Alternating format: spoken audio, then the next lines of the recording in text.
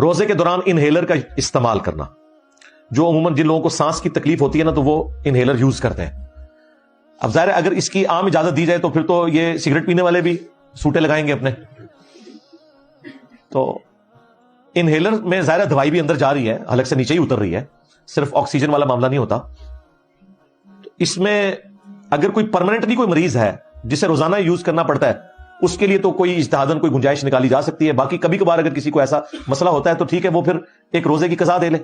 اور اگر پھر بھی وہ روزہ کنٹینیو کرنا چاہتا ہے، وہ یہ سمجھتا ہے کہ انہیلر سے روزہ نہیں ٹوٹتا، تو ایٹ لیسٹ جس روزے میں وہ انہیلر کو یوز کرے ایک روزے کے ایکویلنٹ فدیہ، ایک وقت کے مسکین کا کھانا ضرور دے لے، تاکہ قیامت والے دن اگر اس میں کوئی پکڑ ہو تو آپ کے پاس چھوٹنے کی راہ موجود ہو.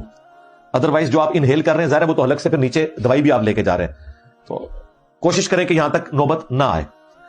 اور باقی اگر کسی کے ساتھ مرض والا ایشو ہے تو وہ تو ویسے روزہ چھوڑ بھی سکتا ہے. اگر پرماننٹلی کوئی مریض ہے تو وہ تو فدیہ ہی دے، روزہ چھوڑ بھی سکتا ہے، جس طرح کہ شوگر کے مریض ہیں.